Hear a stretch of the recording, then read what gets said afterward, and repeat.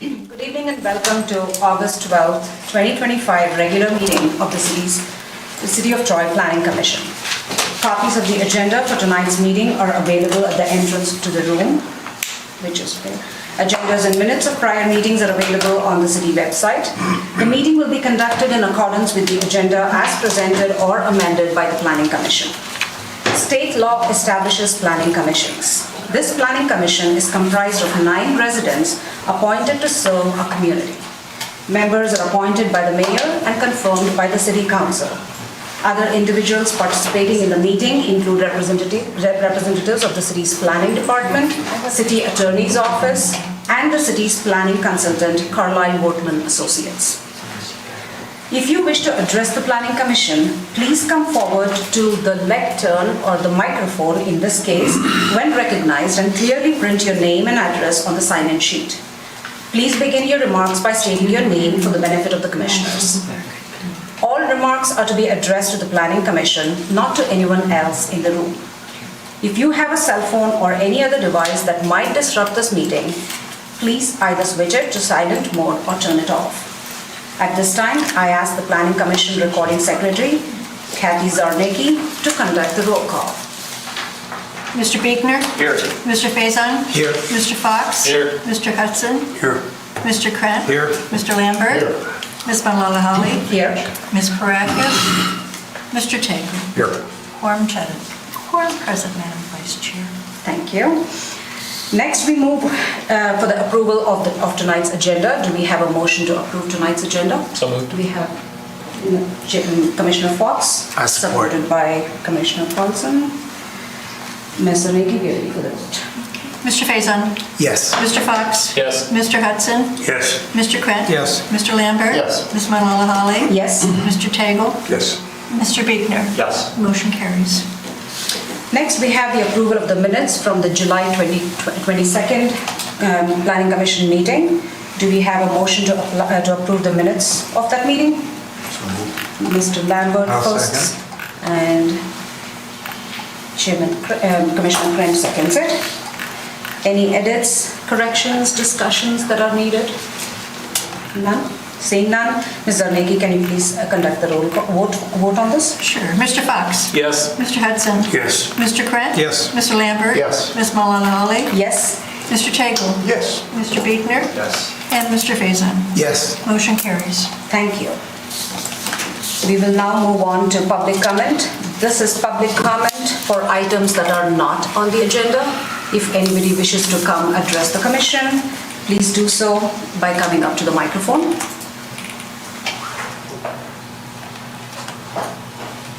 Seeing none, I will close the public comment.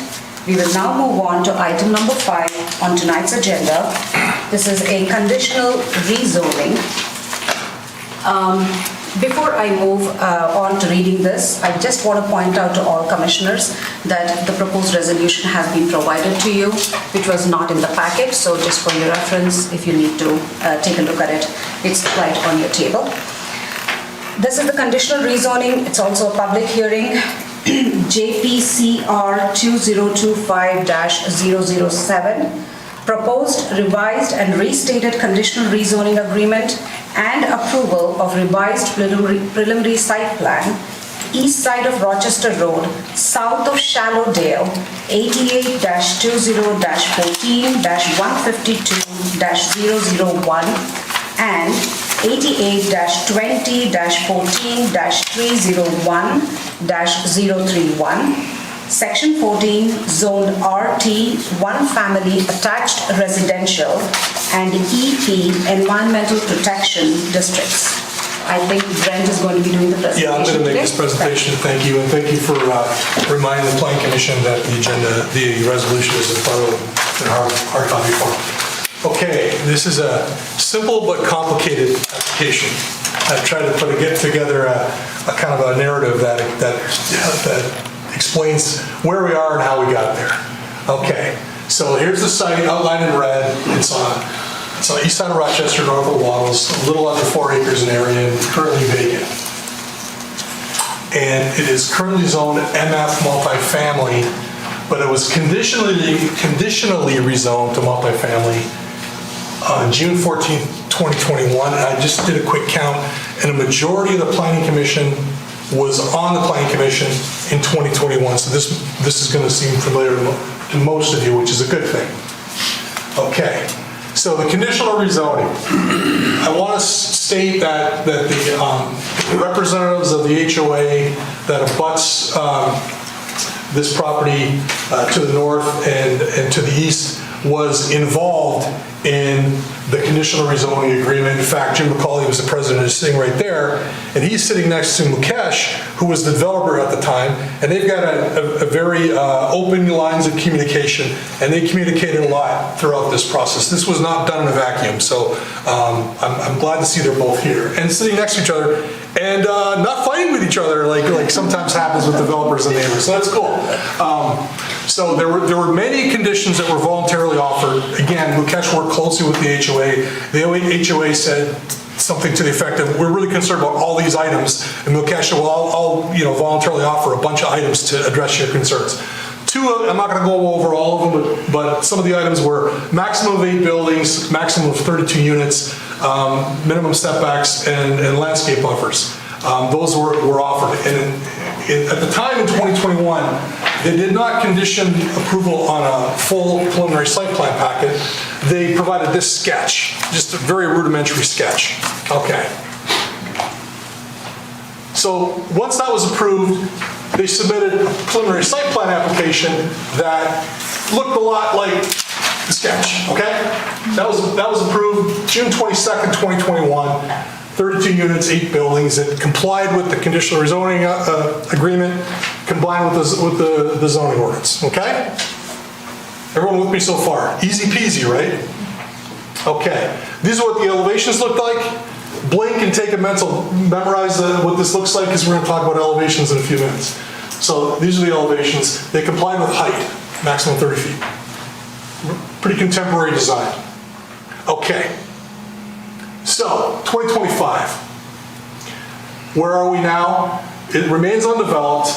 The applicant sought an extension, January 29th, 2024, but it wasn't recorded. It expired February 8th, 2025. MI Homes, whose representatives are here, they have subsequently acquired an interest in the property. So MNK is still involved, but at some point it's going to be handed off to MI Homes to develop if and when they get approval. Hopefully they get a recommendation at some point and they can move forward. So, after the applicant, MNK was granted preliminary site plan approval, they submitted engineering plans, engineering. He's at the point now where the engineering plans have been approved by the city engineer. They're waiting final approval from Eagle. Eagle approved the sanitary sewer permit. They're waiting on comments back on revised drawings related to the water permit. They got both sewer and water at one point, but they expired. So they had to resubmit to Eagle, and so engineering's almost done. The review fees were paid, and we're at the point now where we're on the 1 yard line with the engineering drawings. City Council has not approved the private agreement, the development, payment of development fees, but they don't typically do that until after they get approval from council. So that's right in line with where they need to be.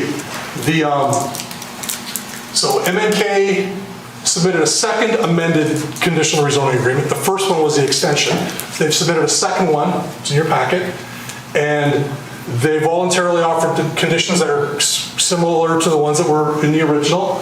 The preliminary site plan packet is offered as a condition instead of just a sketch.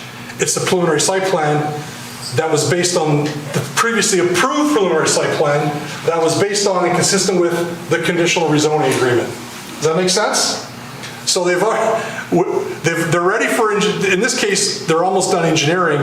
They need the preliminary site plan approval so that they can get approval for the engineering. Okay.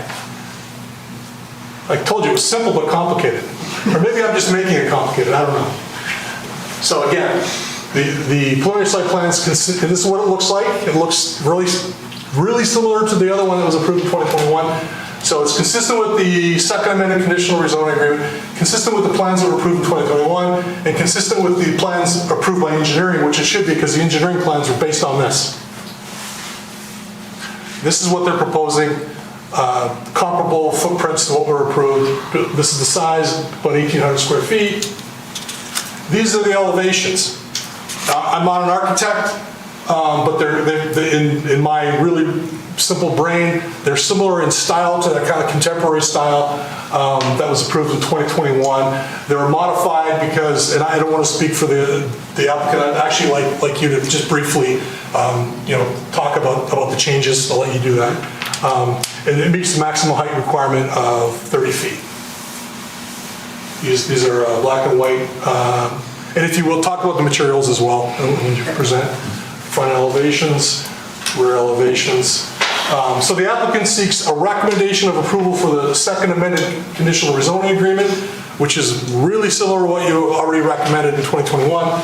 And they seek recommendation of approval for preliminary site plan, which is really similar to what you approved in 2021. The only difference is the slightly revised elevations.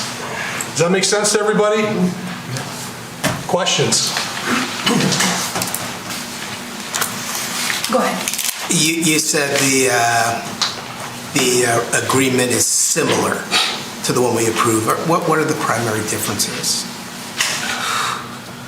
You mentioned a difference for the site plan. You mentioned elevation, right? So I just want to know if you could call out something like that in the agreement. The difference is that instead of a concept plan, there's a full preliminary site plan packet that's Okay. voluntarily offered.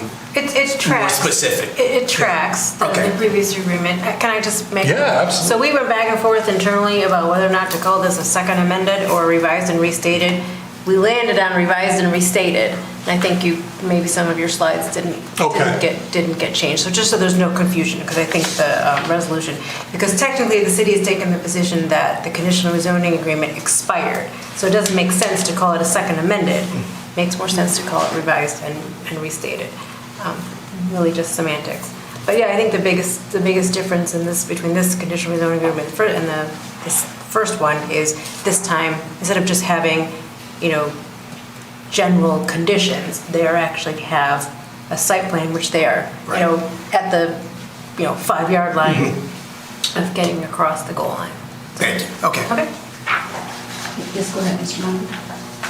Mr. Savident, you or your staff placed an email we have from someone that lives in the subdivision who's contending that there's important differences between this plan and what was approved 4 years ago, specifically talking about reduction of trees and increased height of buildings. And I don't know whether you can address this or Mr. McCauley or the applicants can address this at this time, but did you have a chance to look at that email to see if... The building height complies. The building height is essentially the same as what was approved. The trees meet the voluntarily offered condition of a 250-foot landscape. I think what they're talking about is along the southern boundary. Okay, well, Jim McCauley's shaking his head. Jim's the HOA president. I'm very confident that he's gone over this with a fine-tooth comb. The numbers may not be identical, but very similar. But Jim will correct me, I'm sure. But importantly, within the parameters of the conditions that are offered, which is the most important. Complying with conditions, complying with site plan requirements. Thank you. Any other questions? I have just one quick clarification. So this is MNK Troy, upon this particular rezoning agreement, once approved finally by City Council, is only then going to be sold to be built by MI Homes. Am I correct? I believe that's the case. How the process might happen? Okay, got it. Thank you. Any other questions? No? Okay, at this time, if the applicant would like to come and present, and if you don't mind, please sign your name there. Thank you. And for those who want to speak on the matter, for example, Mr. McCauley, if it's a public hearing, you'll be given the microphones. Yes. evening. Can we hear me? Good. Good job, Brent. That was a great synopsis of where we are, how we got to where we are. We love this location. We love the opportunity to potentially bring a new community to Troy. And throughout this process, we had a lot of internal discussion on what we thought would be the best approach to make sure that everyone's concerns were addressed, primarily the underlying seller, the neighbors, and as well as the city. So we went through multiple iterations of different products to remain in the spirit of what was originally approved. So we've maintained the original the drive and unit layout. We haven't changed the building configurations. We've not changed the unit count.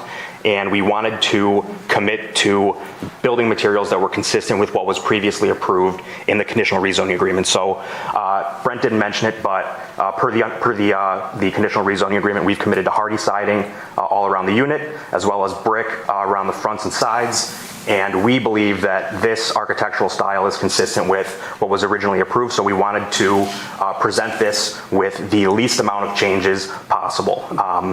And really the only reason that we opted not to build the original plans were because our architect noticed there were some efficiencies that could be improved to help with our build time and to help the livability and marketability of the product. So that's kind of how we got to where we are today, and hopefully the planning commissioners find in favor of the project. Thank you. Yep. Any questions? Go ahead. There's been some questions about the building height. Did it change? I believe we're actually slightly shorter than what was previously approved. I sent Jim a diagram. Brent has a cross section of our home, and we believe we're compliant with the maximum 30-foot height from the average grade. And our plans have been submitted. 9 inches shorter. Yeah, I believe I don't know what the exact foot is, but the exact height is, but we're slightly shorter. Slightly, Yeah. but shorter. Easements, setbacks, We've have not changed anything. Landscaping, especially for the neighbors, is that? Yeah, so Jim and I have had a few extensive conversations, and it looked like there may have been some inconsistencies on the landscape plan with respect to some trees that were shown on the landscape plan relative to the legend. So after Jim and I had some discussions, we've agreed to increase the size of the trees along the northern property boundary from 5 foot to all 6 foot trees to provide adequate screening. We've also elected to extend the screening along the eastern property boundary all the way south past the detention to the southern property boundary. So if anything, we've augmented the landscape plan relative to what you see here tonight. Thank you. And when this, assuming this gets a recommendation of approval this evening and moves on to City Council, the plans that City Council sees will reflect these changes that you're talking about. That's correct. Any other questions? Thank you very much for You're coming welcome. tonight. Okay, this is a public hearing, so I'm going to invite anybody who would like to wish to address the commission. Please come to the microphone, sign your name on the sheet before you address the commission. Yes, please. Let's get 3 minutes, is that right? Brent is going to maintain the time. I'll raise my hand with a minute left. Okay. It's Let's- like, why don't you like the distance? How much time? I got 3 minutes? You have 3 minutes, and Brent will raise his hand when you're about a minute away. Madam Chair, are there other members of are there any other residents who are here to speak? Okay, that's one. Anyone else? Mr. McCauley represents the HOA, so do you need more than 3 minutes? No. Okay. I hope not. Thank you for that. Hi, my name is Jim McCauley. I'm the Vice President of Shellbrook Subdivision HOA. I am also dubbed our community liaison as I've been serving on the ZBA here at the City of Troy for a number of years. One of the things that Brad did not mention, that when we looked at all the information, what's changed from the first one to the second one, in the conditions, voluntary conditions that they had, there was 2 changes. One, they're actually fixing them both. One of them is on item K, It says similar configuration that was added from the first to the second. They're removing that from their voluntary conditions. And the second one on L, we had 3 rows, we're going with 2 rows, but if you look at their landscape design, it's a better design. But they're adding to it where, what you look at their current site plan, landscape plan, is that along the east side of the detention pond extending to the southeast corner of the property. So if you look at that on the site plan, they're just extending those down to where the original one was. Those are the only 2 changes in it. I've asked about fencing, I've asked about trees, I've asked about all those types of things. When we got the packet on Thursday, I spent a good 4 hours going over it. I've talked to Brad twice, Mukesh once, I've spoken to Brent once, and the neighbors that have contacted me, as I sent it out to all the neighbors that live along the bordering it, I've only one person was opposed to it, but everybody else was, yes, this looks good, this is what we originally agreed on, this is very similar, if not exactly the same as what we did before. So we supported it then, we support it now. So from our standpoint, just getting those 2 changes, and we're good to go. So, any questions for me? Thank you very much. I appreciate. We don't usually take questions during public hearing. It's mostly for comment. But thank you. I appreciate it. Anybody else who wishes to speak? You said no questions. Yes, during public hearing, we don't normally do a question and answer session, but your questions at some point in time before the meeting ends will be addressed by one of the commissioners for sure. You want to speak?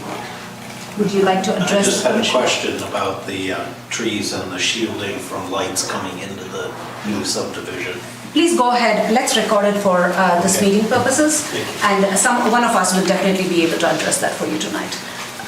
If you don't mind, please sign before you address. Yep. Thank you. Could you put up the plan that shows the roads and the buildings?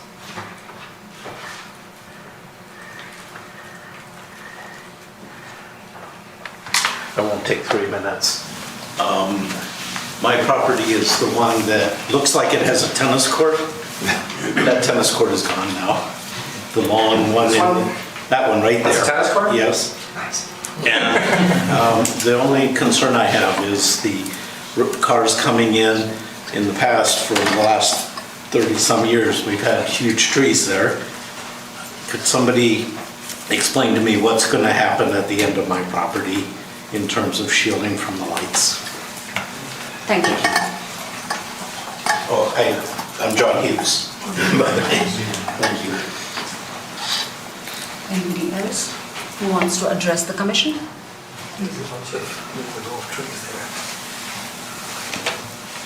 Okay, seeing none, I close the public comment, and let me bring this back to the commission for any discussions that you may want to present. Go ahead, Mr. Fox. I guess I would like to ask the applicant to explain what's happening there at the bend of the property, where we had a resident indicate they had questions about the tree coverage.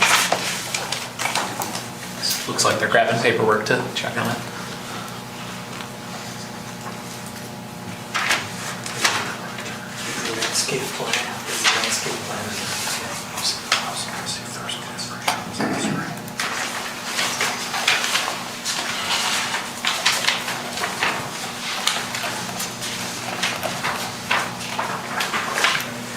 So the landscape plan, you've all got a copy of the landscape plan in the packet. In page 19. Yeah, you'll notice there are no potential shrubs there or anything that's placed there that potentially screen headlights as they sweep across. Yes. So, There's a berm there, though. if I may just come up here. Yes. Quite small. So again, these are driveways here, so the cars will be pulling into the garages, and the fronts of the homes will be facing towards the property. What we're currently showing for a landscape plan is a hedge of trees around the north side of the detention basin, as well as along the southern edge of the detention basin, and screening all along this location here. So from a light pollution standpoint, given the geographical orientation of the road network, I don't believe there will be any concern at all with light pollution, especially given that You've got close to a 50-foot buffer here, another, call it 25 feet and 30 feet here to depth. So you're significantly buffered from any potential light pollution. How about coming in off a pine tree? So when the turning movement is this, here, then it sweeps this way. Yeah. Is there any landscaping to block that? We don't currently show any, but that would be something that assuming that there's no issues with grading or utility locations, I don't think that we would have an issue hitting a couple trees there. Steve? The grading plan shows that there's approximately a 2-foot berm that extends behind those buildings, between the buildings and the property line, that comes down. You know, some shrubbery on top of that could certainly enhance that berm. But that's what the drawings currently call for. There's no vegetation shown other than the berm. All the trees that were on this line here, they were left. So there is a huge amount of vegetation on this side here, and so on this side here too. Nothing was touched here. All the shrubberies and all the trees here, they are still existing there, even though they're not shown here. Go ahead, Mr. Table. I have a question. Is that an existing berm or is that a new berm? That's a proposed berm. That will be a new berm. The new one. So the trees that you're referring to, or the shrubs, are they on your property? They are on both sides. So Because I don't know how you're going to maintain the shrubs on your property if you're creating a new berm. Well, shrubs are on, like there were a lot of shrubs on this property here, and they said, even though they were on the borderline here, we left them. So we never really questioned the line here as to it's on your side or our side, But so. over on the east side, up on, if you go north, around that's where we're talking about, that area right there, so that if you're going to propose a berm there, you're going to have to, those shrubs are going to go away. Yeah, this side. Nope, on the east side. On this side here? Yep, yeah. Yeah, the trees on our side are here on this side too. But there's a new berm going there, how are you going to maintain the trees? Yeah, they, to the best of our, I guess, we'll try to leave them there, that's all. But there's heavy trees on this side here. These are all, this whole 40-foot section is like forested. I understand, but I think the issue here is your development has to protect the neighbors next door, not their development protecting the lights coming onto their property. The ordinance is pretty specific about the light on your property cannot encroach on the adjacent property. So whether that's site lighting or automobile lighting. So I would suggest that if you want to put a berm there, that's fine, but you supplement that with vegetation to make sure it does not encroach in the backyard. Mr. Sapna? I heard the developer indicate that he'd be voluntarily willing to look at the grading, the utilities, and consider appropriate landscaping so that there was appropriate coniferous landscaping that would screen the headlight glare going into this gentleman's property. Is that an understanding that we have as a commission? Yes. Yes, Mr. And just to go sort of clear with this berm here, I think this rectangle is important. We've talked about here and here and here, but I would propose in the resolution that we say that this entire section is landscaped. And I agree, you can't put a berm there and keep the trees there. You gotta raise it. Do that. It's a volunteer. Well, they have to volunteer that. I would phrase that differently, wouldn't I? So in terms of process, so council watches these meetings, council reads the minutes. The minutes are going to indicate that these residents have concerns. They're going to indicate that the developer is willing to voluntarily provide additional landscaping. And the plans that, if this moves forward, the plans that we're going to see, I'm confident, are going to address this gentleman's concerns with regards to screening. And if they don't, he's going to have a rough meeting at City Council. One thing I just wanted to point out, there's a 10-inch, there's a 12-inch gas line that is going through here. And that is one of the reasons that, we were being very careful taking it out or putting anything in there. There's the consumer power has, like this is this is the area that it goes through right now. And that's one of the items that'll be considered when determining appropriate placement of Yes, correct. material. 1 second, Mr. Fox. Mr. Mukesh, if you don't mind, can you please put your name down on the I sheet did. of paper? Okay, thank you, appreciate it. Yes, Mr. Fox. I trust council, I trust Mr. McCauley, I trust a engaged resident that's here checking on everything, so I think I'm willing to volunteer a motion on this. I did want to ask city staff, so start here, or Don't read that. Don't read the It's whole already thing, been just entered in the read record. this? Just read, start. If I may. no, you're, please, rather get it right. Start here. Start there, okay, thank you.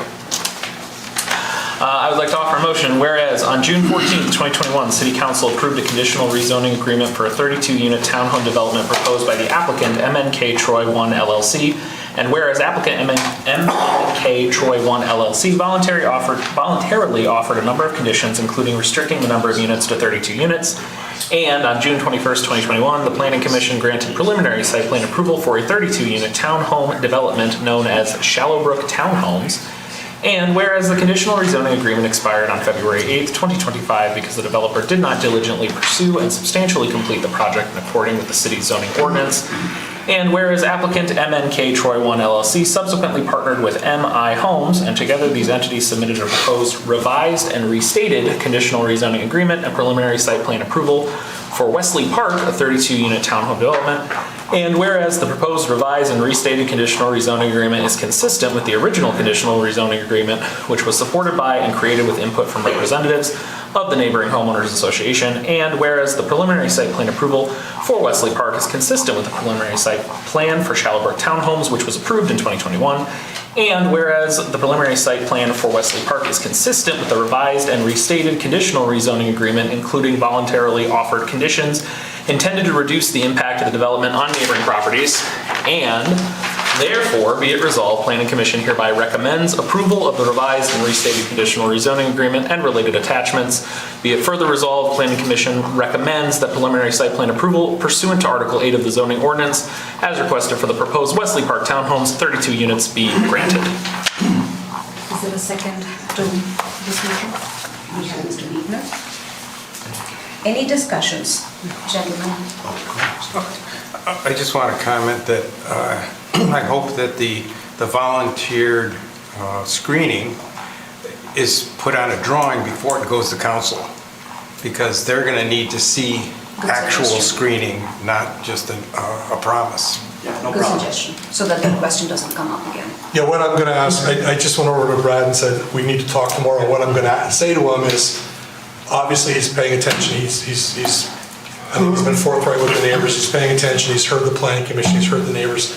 And what I'd like him to submit when he addresses the issues that Mr. McCauley brought up, that this gentleman brought up, the planning commission brought up, is like a cover letter saying, we've changed this. That'll be a cover letter that council's going to see. It's going to complement the revised site plans. Easy to read, easy to understand. Full steam ahead. Yes. And if possible, and if I may suggest, if you would like to redraw, if possible, the landscape plan to show or indicate where the new greens, more green trees will be put so that they can be screened from headlights, that would definitely help the city council as well. Understood, absolutely. Madam Vice Chair. Go ahead, Vice Chair. I was just going to say, I don't think we need to redo the resolution, but just to reiterate that the Planning Commission appears to be giving a message that we would like to see an enhancement of the landscaping when it comes to City Council to meet the needs of the one neighbor in particular and any other neighbors who might be affected, so. As well as the suggestions that the HOA provided that were explained by Mr. McCauley. Yep. Yes, Ms. Almeida? Yes, I'm going to please ask the resident to make sure you put your address on the sign-in sheet or give it to me now so I can put it in the record. Thank you.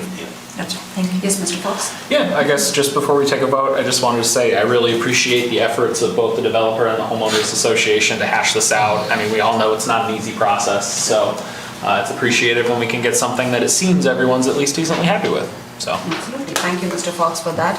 And I would like to just add my personal, the elevation looks awesome. I like colors, the introduction of color is very nice. very modern. So good luck to you as you go ahead and get this approval from City Council. Ms. Zarnicki, I think we are ready for a vote since I don't see any other discussions on this. Mr. Hudson? Yes. Mr. Krant? Yes. Mr. Lambert? Yes. Ms. Malala-Holly? Yes. Mr. Tago? Yes. Mr. Biegner? Yes. Mr. Faison? Yes. Mr. Fox? Yes. Motion carries. Thank you for your time, guys. Yep. Have a good night. Thank you very much. Drive safe. Next on the agenda is item number 6, which is a zoning ordinance text amendment, file number 258. These are the neighborhood node revisions, and I believe Ben will be presenting today. Thank you, Mr. Carlyle. Let's switch. My jacket's here. Anyone else find it hot in here? Yes. Yes. Yeah. Dress for summer, though. Thank you and good evening. At the last meeting, we spent a lot of time discussing, obviously, the language of the revised neighborhood nodes. I felt like we had a very good discussion. We're really close on that language. There's 2 outstanding items that we are still looking at to address, and we'll bring that back, hopefully at the next meeting. Tonight, though, the second part of the neighborhood node discussion is the actual maps.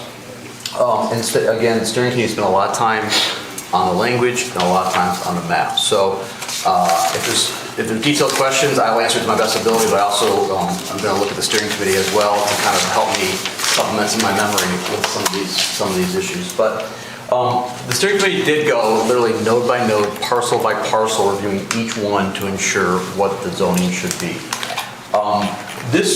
What we did first is we did the text language first, and then based on the revisions to the text language, we then incorporated the changes into the map itself. After the whole discussion, where it landed was there was a proposal to remove 6 of the nodes from neighborhood node designation to another zoning designation, which I'll talk about here in a second. And then the second recommendation was that we were going to maintain 14 of the nodes zoning, but reconfigure some of the individual parcel site types on them as we move forward. See you soon. So there are, like I noted, 6 nodes that are being recommended for rezoning. And the reason for this was this aligns with the master plan. So we spent a lot of time as part of the master plan discussing all the individual nodes.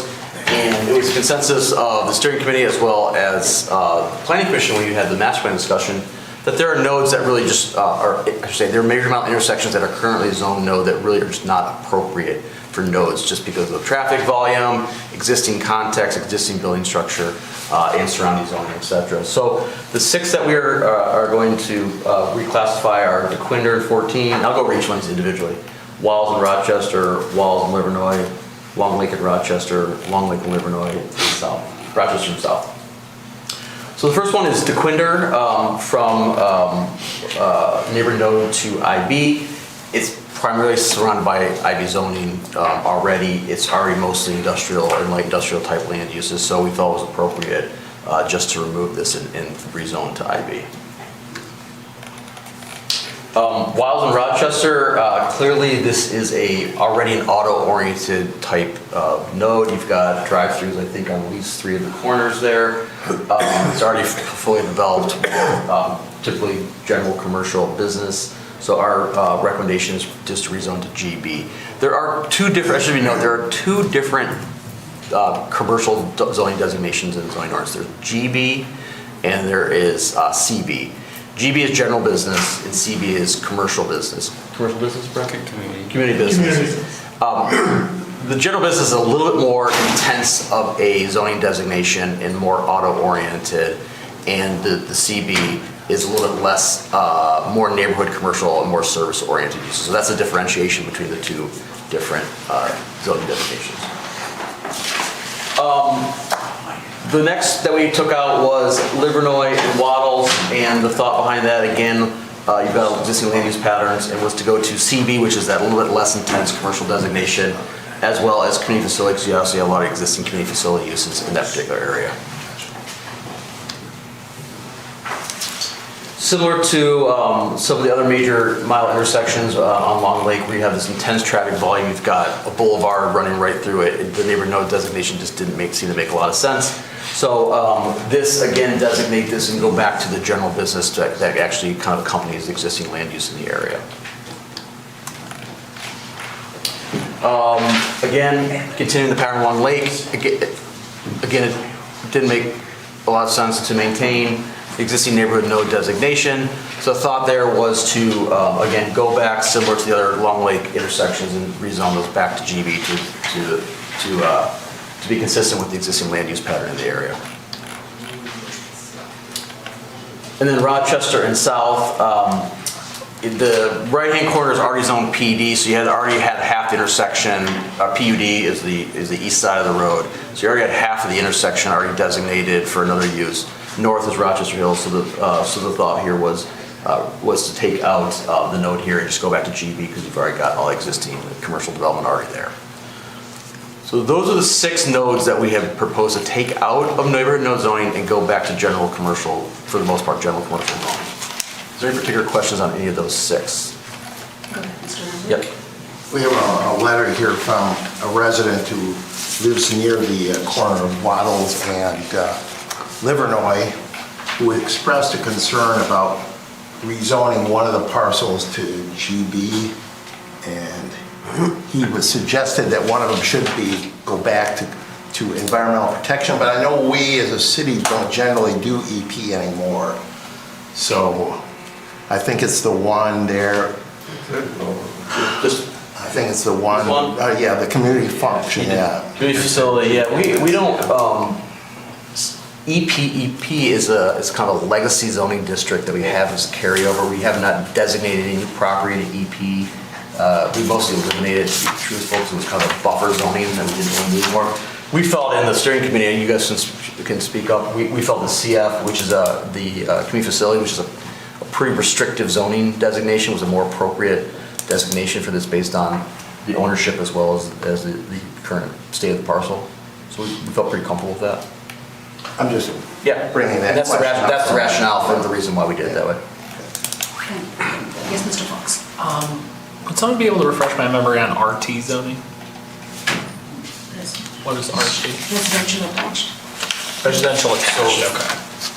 Typically a townhome attached property for the most part. Then I guess a question I have for the steering committee is, I agree with the nodes that are being addressed. I mean, I think high, very thick, intense roads, it makes sense to not have it necessarily be like a walkable neighborhood node. I am curious why some other options weren't explored in terms of maybe like, because they're higher intensity roads, like higher intensity housing units, like multifamily or anything to that extent. I just noticed it's going back to like a ton of commercial. We don't necessarily need to lose the housing just because we're not pushing for the same type of neighborhood node. Does that make sense? So I guess I was just curious the logic of the planning department and then the steering committee on that decision. From the steering, what specific one are you pointing to? I mean, Waddles and Rochester. I mean, there's a couple different options where, again, you have these roads that are designed to carry a heavy amount of traffic. It would make sense to leave the option available for zoning that's a little more amenable to multifamily, like more high intensity living units. We do have that on Rochester Road, you know.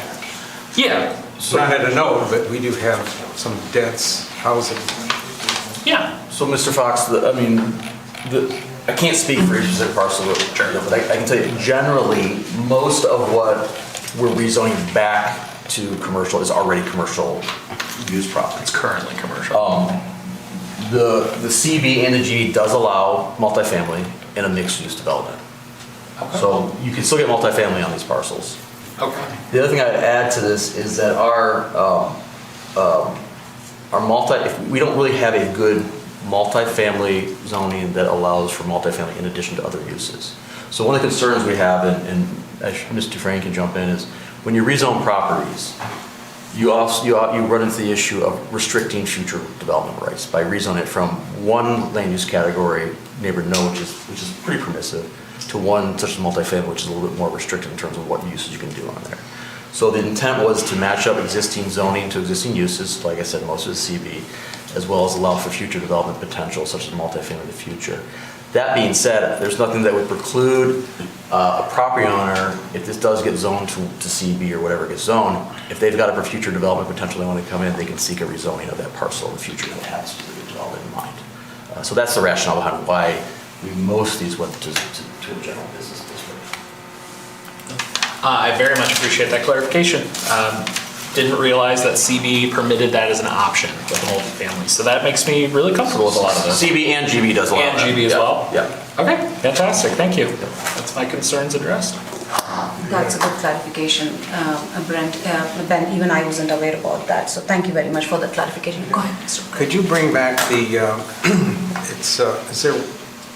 is it Crooks and South Boulevard? Is that one of the? Rochester?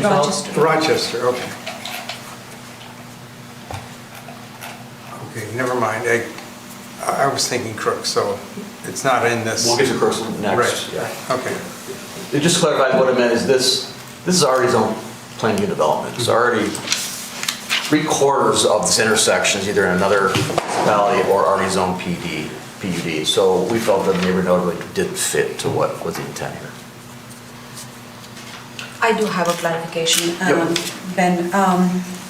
Between general business and community business, does community business always lean towards having some kind of a public facility like Troy Community Center, Aquatic Center, like those kind of facilities are what we are referring to when we say community business? Community facility? CB. CB to GB, what is the main distinction? GB allows more automotive-oriented uses than CB, more intense uses.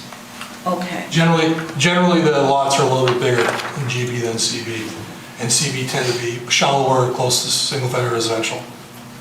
CB has more special uses. More special uses, okay. GB is more inclusive. A strip mall in a particular intersection, let's say many of the shops within a strip mall go out of business or they don't want to have their stores anymore, and somebody wants to come in and try to convert it. You're saying, based on the clarification that you provided, Mr. Fox, that if somebody wants to completely redo that space and build multifamily, they could come in and do that, right? Correct, if the first floor is a non-residential use. Okay. So mixed-use development, which again, we're trying to encourage and promote mixed use anyways, so yes. But that also wouldn't preclude someone from coming in and trying to rezone the property to multifamily in the future as well. And that would be a decision of this planning commission would consider, and ultimately the city council will make the decision. So just because it gets rezoned to one thing now doesn't preclude someone in the future, if they have a development that they want to propose, to come in the future and propose it. So based on the maps that you provided today, basically what we're looking at is existing, what we saw was the zoning that is already in use. You just made sure that it complies, the map complies with whatever is the most that is in use in that particular node. So, yeah, I want to be clear, the 6 that we were recommending to be removed were recommended as part of the master plan discussion that we have, that the city council has adopted. So this aligns with the master plan. Okay. Removing 6. When we take these out of the nodes to be, when the master plan calls for them to be removed, and we take them out, we have to rezone them to something. And so we felt that it was most appropriate to align the rezoning of these properties to the existing land use they already have. So again, most are commercial, as well as context of what some of the surrounding properties are. So there are properties around here that, in some of these you can't see, that are already zoned GB or CB or something like that. They have to be, parts of it have to be rezoned to node previously. But we're trying to align zoning and land use to be consistent. That's the intent of why we selected these individual zoning designations for these individual parcels. And again, the steering committee did go literally parcel by parcel through each of these to pick what zoning designation they felt was most appropriate for these individual parcels. So it was so the long story short, it was to align with the master plan and be consistent with the existing land use and the surrounding context of each parcel. Okay. Thank you for the explanation. Any other questions? Do you have another? I do have more. Okay. We're only partway through, sorry. We got the more coming up. Team to go. So the 14 that were going to remain, the planning commission, again, like I said, spent time, went through each one individually. The biggest change to these were, we wanted to consider the revised language, the intent of what the nodes were, to be more of a walkable environment, to be more serving the adjacent neighborhoods, to ensure they provide an appropriate buffer from the commercial corridors and the adjacent neighborhoods behind them or attached to them. The biggest change, we also incorporated a new site type. If you remember, now we only have 2 site types, so we incorporated a third site type, which is site type C. So just a reminder of what the various site types are. Site type A, larger sites. You're not going to see very many site type A's. Those are kind of the anomalies that allow for the largest development. But they do permit the highest intensity and the widest variety of uses. Most of the time, they're not adjacent single family. There may be 1 or 2 that has some part that's adjacent single family, but most of the time they're not adjacent. They're standalone parcels unto themselves. Site type B, which are a majority of the parcels are going to be classified in the nodes, are medium-sized sites. Some may be adjacent to single-family residential, some may not. Again, these allow for a moderate intensity of uses and scale. And then site type C is that third site, which are the smaller sites, and those again are mostly, they're all I think adjacent to single-family residential, and they're intended to provide a buffer between the residential and some of the large developments that are permitted in nodes. So again, you will not see a lot of site type A's. You'll see many more site type B's and site type C's. That's partly strategic. One is because A's again are an anomaly that allow for a lot of development intensity. 2, a good planning practice is lot consolidation. We talk about that a lot. So we incentivize people to combine lots together, and one way you can incentivize people to do that is if they combine a number of C lots together or a number of B lots with C lots, etc. You then have the ability of the Planning Commission to reclassify those to site type A. So it's an incentive to consolidate so we can get some of those larger sites put together. So that makes better planning and better design when you can do that. So the first one is Maple and DeQuinder. Again, we maintained site type B for the commercial core, which allows for moderate mixed-use potential. And then again, site type C's for those parcels that are abutting the neighborhoods.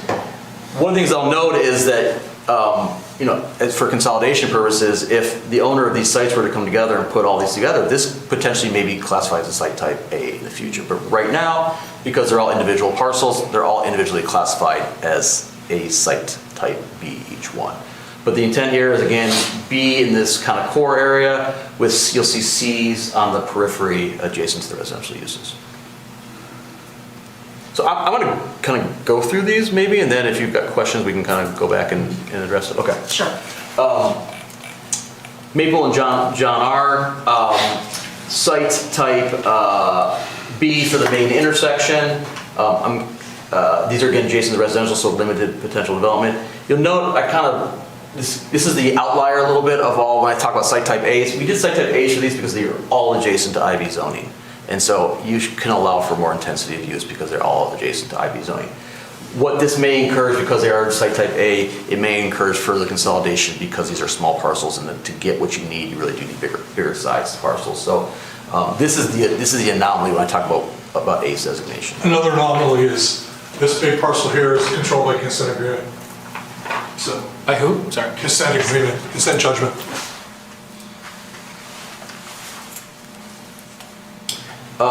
DeQuinder and Big Beaver. We classified this as A because it's a large parcel. It's also a gateway into the city, and so the idea is for more intensity. It's a bigger site, and again, the surrounding parcels are either B or C based on location adjacent to residential.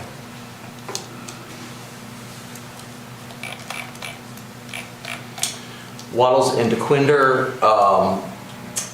Because they are surrounded pretty much by single-family residential on the north side, we did notify all of these as site type C. This middle one is pretty large and could have some development potential, especially along the frontage of DeQuinder. So that's a mid-site type B. And again, these ones small adjacent are kind of a medium size as well, so we did notify those as Bs as well.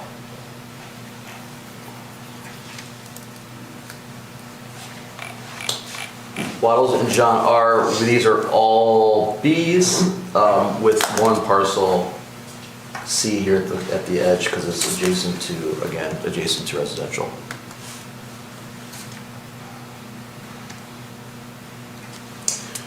Crooks and Waddles, our favorite node intersection, all promoting to site type B to promote neighborhood, commercial or mixed use.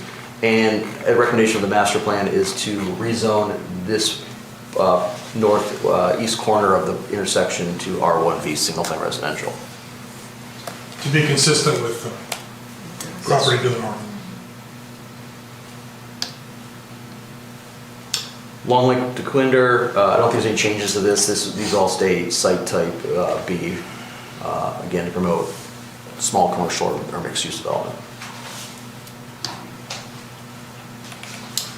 Long Lake and John R, primarily site type B. There are a few kind of strange parcels in this node. You'll notice these 3 here adjacent to, I believe this is a drain, kind of a funky shape. So again, those are site type B just because they're limited development potential, as well as these because they're adjacent to residential. But the remainders are for the most part B.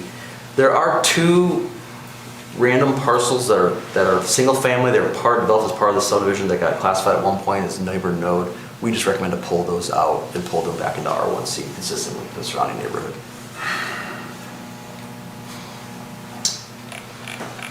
Square Lake and DeQuinder, again, continuing the multifamily nature, mixed use, keeping those as site type B. John R, just one large, this is a massive parcel, northwest corner, site type A, and then B's for everything else with the C parcel, again, adjacent to residential. Rochester, again, incorporating more neighborhood scale retail and residential, so remain all site type B's. We spent a lot of time on this parcel of this neighborhood node as well. We kept it B for the most part with some of the C's along the periphery. And we want to note that these C's are where some of the historic structures are, historic properties. So we want to maintain this limited nature by keeping them as class C's.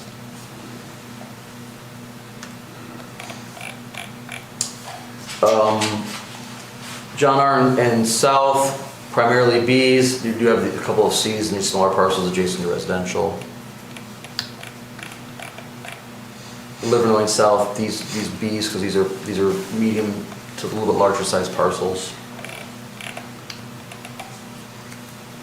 Crooks and South, A for the significant large parcel and B for the other corner. Again, this is another case where consolidation may allow this to be reclassified to an A. I think that's it for the proposed map changes. So I would say for the most part, the designations have stayed pretty consistent other than incorporating C in some of those smaller parcels. But for the most part, again, for the nodes, the site types classifications really remain pretty consistent. Thank you. Any questions? Yes, Mr. Fox. I think a lot of these look really good. I just had a quick question about Maple and John R. I don't know if I'm just misreading the map that is in our packet, but so, yeah, that one. The colors, are those A's currently not neighborhood nodes and this would classify them as neighborhood nodes? Because I noticed they're showing up as like office, GB. Does that question make sense? Yeah, it does, and I think that's right. I think they are currently zoned. We're going to add them to the node to fill out this. Which right now it's only this. No, we talked about this. Because right now it's only this corner, and we thought it didn't make sense to either you take this all out. Oh yeah. Or you add to it, and so we wanted to add to it by. So I live, if you take Virginia right there and take it to the opposite end, I live right there. It's like a hop from my house, and I'm excited to see a neighborhood node. It's right up there, honestly. Yep, that was the intent. Mr. Mason? Hey, man, can you go back to the first one you went to? When the ones that remained the node, and you talked about the map. These? Yeah, but the first. Oh, remain the node. Remain the node, the first one, yeah. This one? Maple to Quinder? Yeah, I think so. I think this. So the requirement that a site type A is not adjacent to single family residential. And I know we talked about, you can combine lots potentially and ask.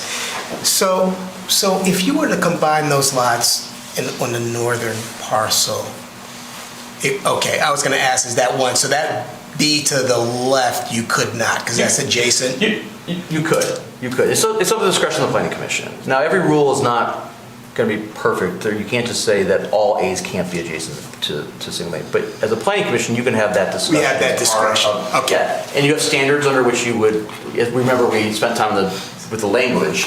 Right. There are standards that the planning commission would consider when you reclassify a site. And one of those standards is, impact upon consistency with adjacent property. And you could have that discussion when you consider, for example, if you consider this parcel. Part of that too is a reclassification is similar to a rezoning. So you as a planning commission could have discussions with the applicant about ensuring that if it was approved, that they wouldn't have an impact on adjacent property. So whatever mitigation, right? Part of the discussion. And I think that makes perfect sense. Okay, thanks for clarifying. So again, just to be clarified, Claire, if this were to come in as a consolidation and they wanted to reclassify, they go through a reclassification process with this commission. It's a public hearing, and you all make the determination whether it meets the standards or it doesn't meet the standards. So. And do you envision that happening before? Like, does the reclassification get done before, or does it get done as part and parcel of an application for a preliminary site plan or whatever? You know what I'm saying? Like, how do you envision that? I envision it would be part of a site plan discussion, would be my thought. So there will be a reclassification discussion first before we go into any kind of site plan approval. Because my rationale is the planning commission can't take action on the site plan where the zoning doesn't already match. So you have to get the zoning correct, and then you could do the site plan.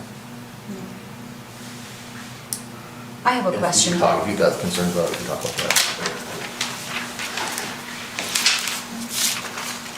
I have a question. So we did talk about whether site plan B can be combined and then reclassified into site plan A. Can site plan B be broken up to become site plan C? Okay. And that too, everything goes through a reclassification process in that case, whether you're combining or you're breaking it apart. Yeah, and it's to the discretion and up to the review of the planning commission. Okay. Any other questions? Yes, Mr. Lambert. We look at the favorite corner of Waddles and Crooks. And so we're looking at, we have I think an email from Mr. Rauch about talking about some language in there for that northwest corner, so that he says we should insert a statement in there making it permissible if it models the scale and orientation of the multifamily neighborhood at the northeast corner of Node E. I don't know if the two of you have had a chance to look at his email. It's John R. and this is Crooks and No, the one he's referencing is John R. and Wallace. So I'll go to that and show you what he's referencing.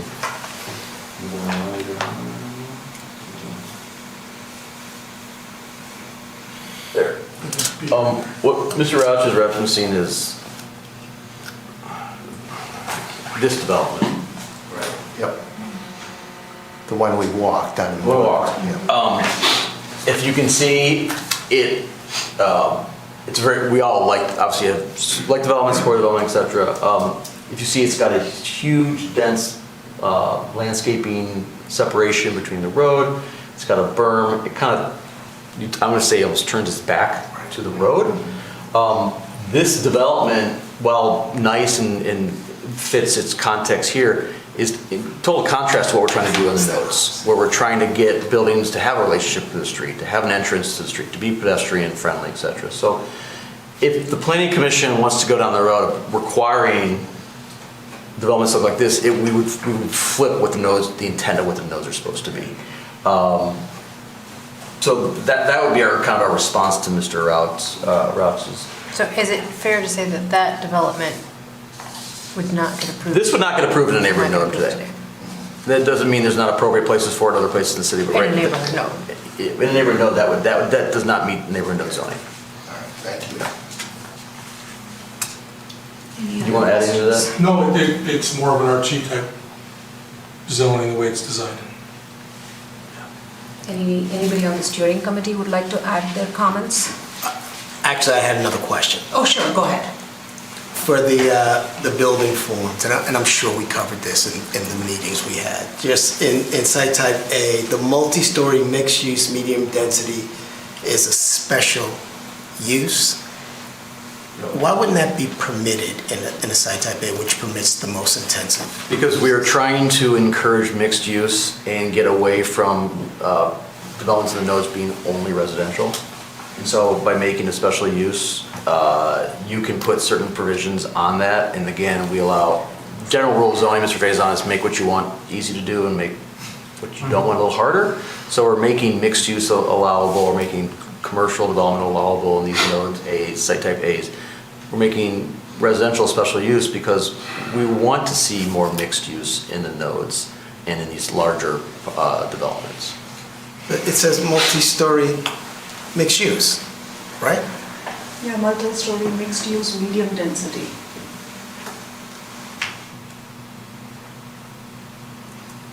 Yeah, that should be long attached single family.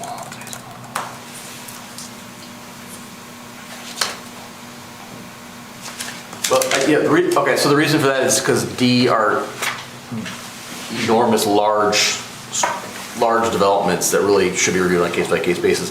That's just the building form. If you actually look at the use group allows mixed use as a permitted use on site type Okay. A's. So that's just the building form. That's just the type of building that's built there. The use itself allows for mixed use in there. Okay. Did that clarify that? Yes, it Okay. does. Thank you.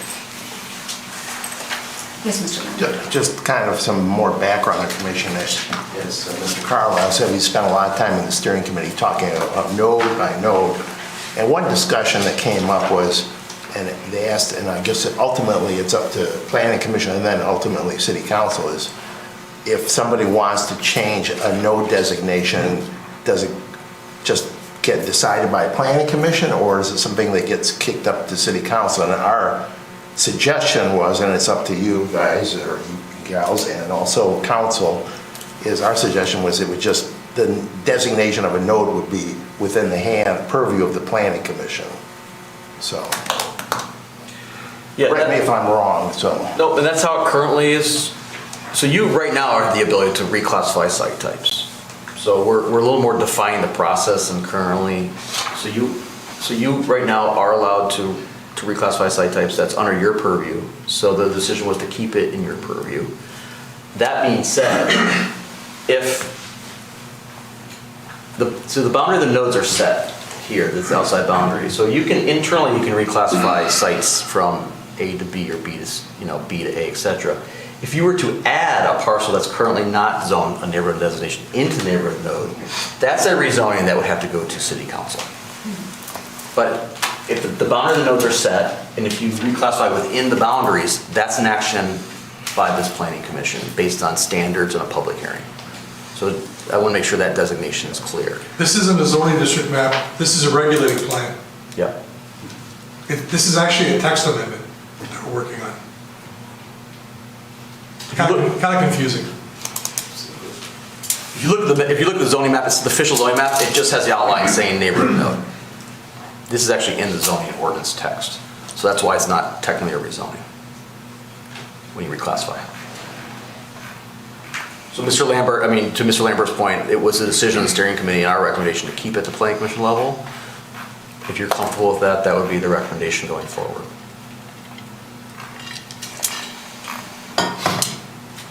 Any other questions?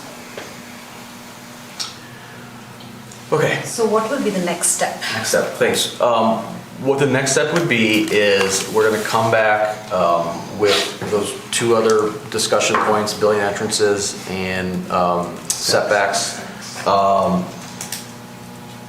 Probably have a discussion with the planning commission. If you're all comfortable with that, then we package it all together and schedule a public hearing.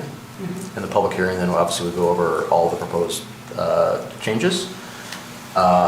Assuming the public hearing goes well, you would make a recommendation to city council for adoption. So at a minimum, you'll see this twice more, potentially more depending on how the public hearing goes, but at a minimum twice, 2 more times. Did I miss a step there? No. Thank you. Thank you for the explanation, Ben. Yes. Okay, we now move on to our next item, which is public comment, and this is public comment for items on the agenda. If there's anybody who wishes to speak and address the commission, please do so by coming to the mic and sign your name before you wish to address the commission.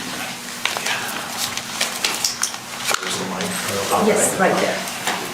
Please sign before you speak.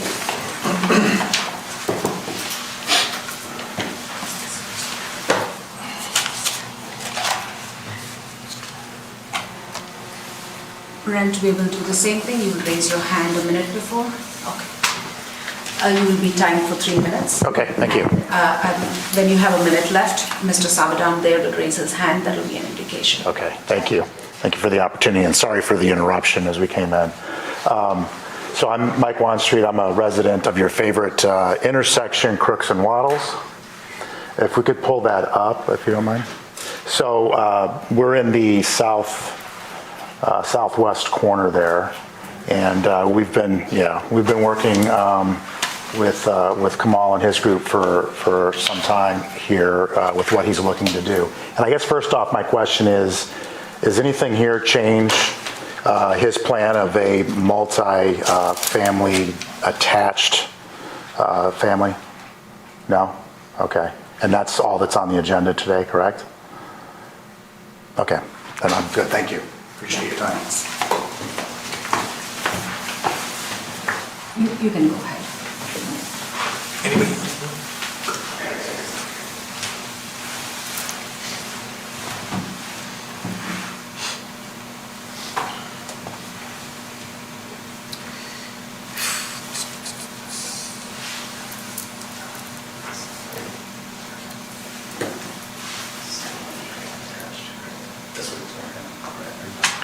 Yeah, so Mike made it real concise and simple, so I'm going to try to elaborate just for my clarity. And so I'm a neighbor in the same in the Stonehaven Woods subdivision there, and like Mike alluded to, so we've been eagerly wanting to make sure that this turns out the way we would want to see it.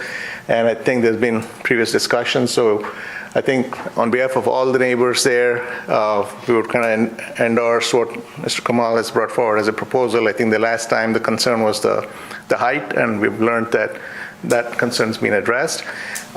It's a sincere, desire of ours to not go anywhere else other than, similar homes as what we have as best as possible, and not make it commercial or any other business. So I just want to make sure that that's our wish and desire for around the neighborhood, and I think that's what I'm hearing is still the intent. So, right? Thank you. Go ahead.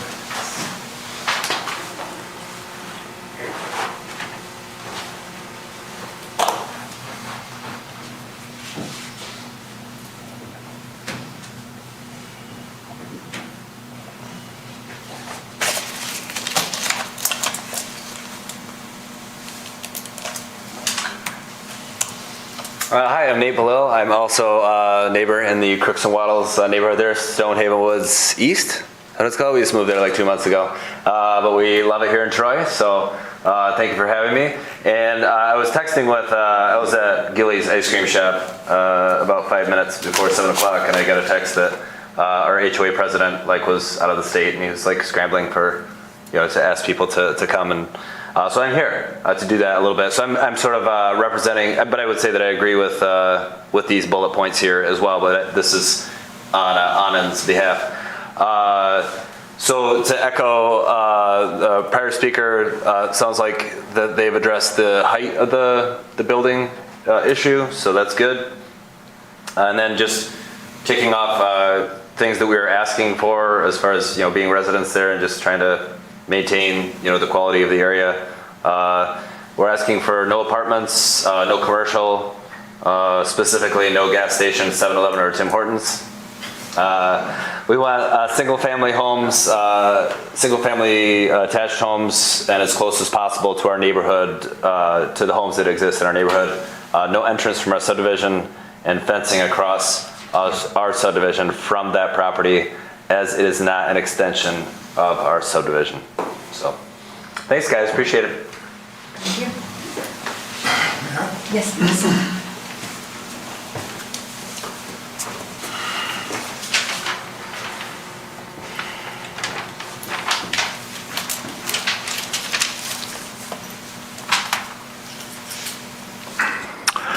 Good evening.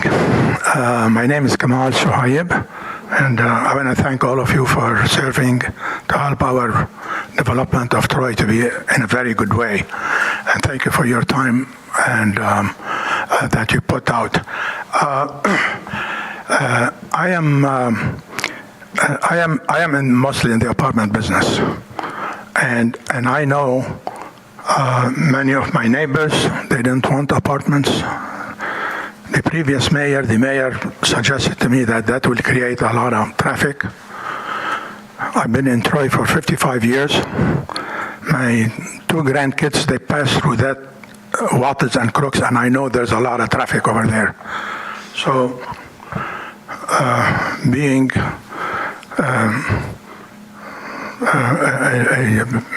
a good Troy resident and developer, I decided to go with what my neighbors wanted. My neighbors, they didn't want the apartment, so we agreed not to do it. And I get a lot of inquiries about this property. And like he mentioned here, there was one recent inquiry was unsolicited. Many of them are unsolicited because that's what we're going to do. We're going to do those 38 units that we suggested, and our neighbors are comfortable with it. So I believe we're going to have a first-class residential subdivision over there, and as I have done many. And Stonehaven means a lot to me because I developed Stonehaven 25 years ago.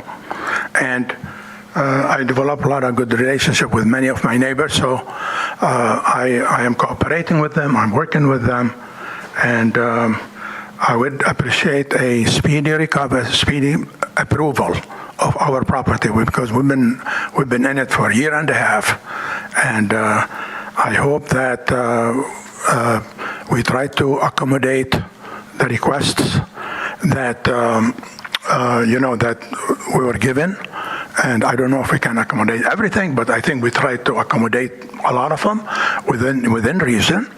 And PEA is my engineering firm, and Mr. Hauser is here, John Hauser, kind of doing a very good job, and that's all I want to tell you. I'm excited about this subdivision. It's going to be very beautiful, and I'm looking forward for a speedy approval to get it going. Thank you so much. Thank you. Mr. Sullivan, would you want to speak now? Pardon me? Did you want to speak now?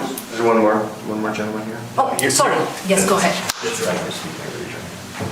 Oh, I raised my hand to let you know there's a minute before the...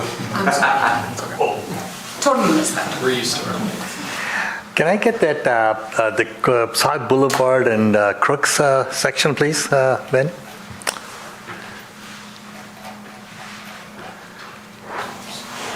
South and Crooks, right. Good evening, everybody. The parcel next to the B, we own that 3 parcels there, 6 acres. And Ben and Brent and we people have been working with the staff, for the last couple of years, trying to see what's the best use for that. And at the time we bought it, it was a part of the node. The way the circle showed, it was a part of the node. And 1,000 feet, pretty much a circle of 1,000 feet.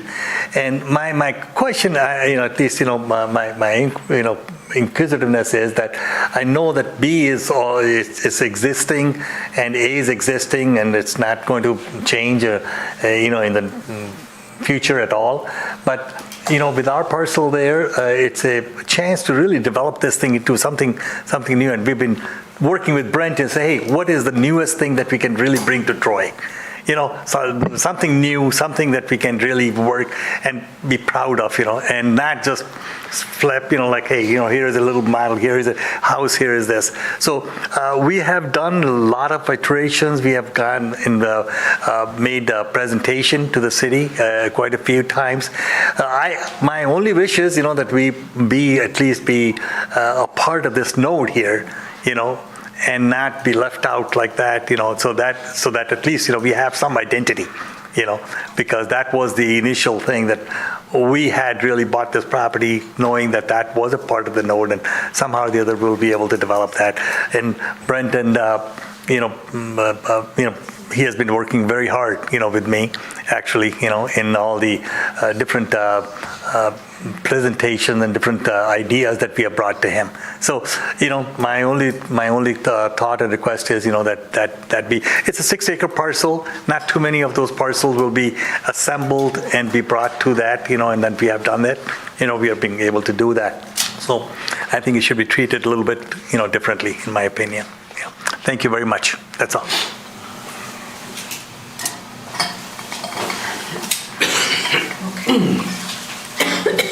Want to address any of those comments? The first four speakers were referencing an application that was submitted that the Planning Commission saw. They decided to seek variance for height, so Planning Commission considered the application, took no action, went before the BZA, seek a height variance, they were denied. They recently resubmitted plans that we're reviewing. We're not dragging our feet, and we will provide feedback to the applicant in the very near future, keep them moving. Thank you. Okay. Thank you very much for the detailed presentation, Ben, and very helpful to see these slides and the language that we talked about the last meeting to the maps that we are seeing now. Thank you very much. It was very clear and very well presented. Appreciate all the effort that went into it for you and your team. I also want to thank the steering committee.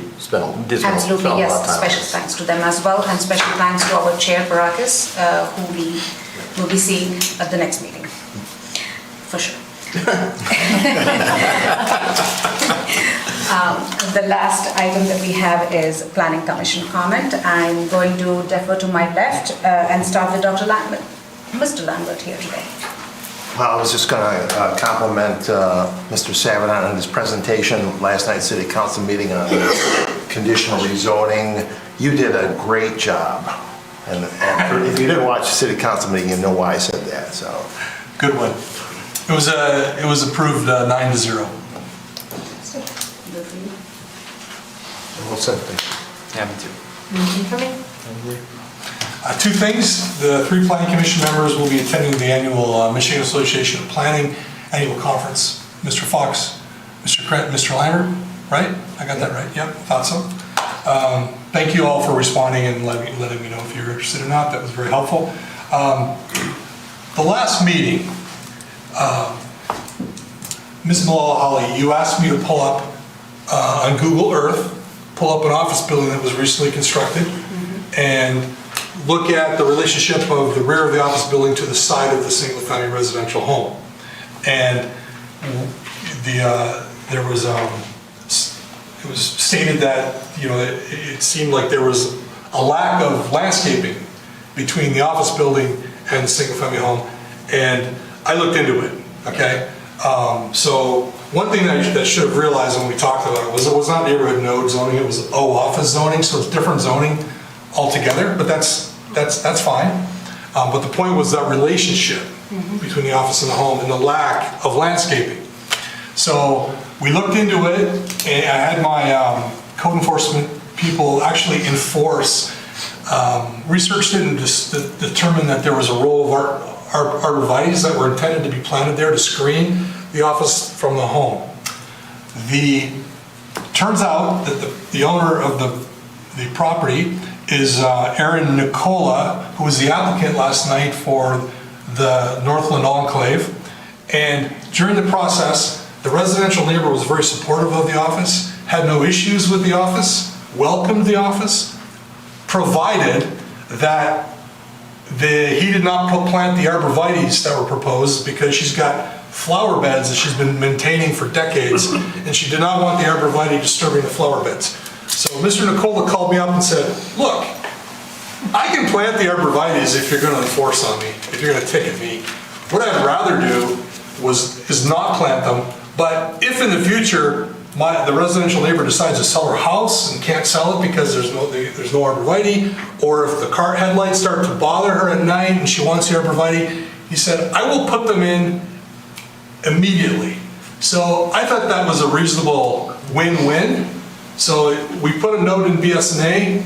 It's like a streamer along the top of BS&A. If there's a future homeowner who complains that there should be landscaping, we're going to give that person landscaping. But until then, status quo, lesson learned. Zoning, I always describe zoning as a balance of property rights, and this was a win-win. We had a win-win last night. We talked about win-win with the council last night. We talked about win-win with the neighbors here this evening. So sometimes the system works. So I'm glad that was addressed. Thank you. Yes, Mr. Biegner, Mr. Fox. I just want to, number one, repeat the compliments that have been put on the planning office and the steering committee. I mean, I know this has been a whole ton. And one of the things with this kind of revamp of the nodes that I'm the most excited about is site type C. I think it's going to be a really interesting addition. To that point, I guess, we had someone come up talking about the node at South Boulevard and Crooks and potentially expanding it to include, to me, having site type C. It's not necessarily as much of a worry to have the node kind of creep closer to residential because we have like that smaller intensity option. So I guess I'm just curious the planning office's thoughts / the commission's thoughts on having that node kind of stretch out to encompass the properties that were referenced. I can speak real briefly on it. Did you want your PowerPoint? No. We've had preliminary discussion with Mr. McEsha on that one. We don't know exactly what he's proposing to do there, and I'm not sure site type C would permit him to do what he wants to do. So if Mr. McEsha wants to pursue this, I would just recommend he submit a rezoning application, and we could consider it as, with the planning commission's consideration. But I don't know if the planning commission would want to just rezone that property now without knowing what he wants to be, and to zone it to a designation that wouldn't allow for him to do what he wants to do, which I think C would maybe be a little more restrictive. So it's a little bit of kind of, we would like to know more about what he would like to do, and then we could advise him moving forward, the best path forward would be. Thank you for bringing that up. Mr. Hudson? Nothing, thank you. Mr. Trent? There's another planners gathering. This one is on a Wednesday. It's August 27th. It's always 10 a.m. to 11 a.m. in the morning. It's a webinar. This specific, the title for this one is called Special Assessments, and it has to do with a financing mechanism that can be used by local governments to fund needed sidewalks, roads, and utilities. And the guest speaker is going to come from Bloomfield Township, Jennifer Worthman. She's the Deputy Assessor for Bloomfield Township.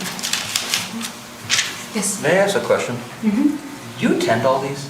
Pretty much, yeah. I may miss one occasionally, but I do watch them all. That's great. Yeah. That's great. Okay.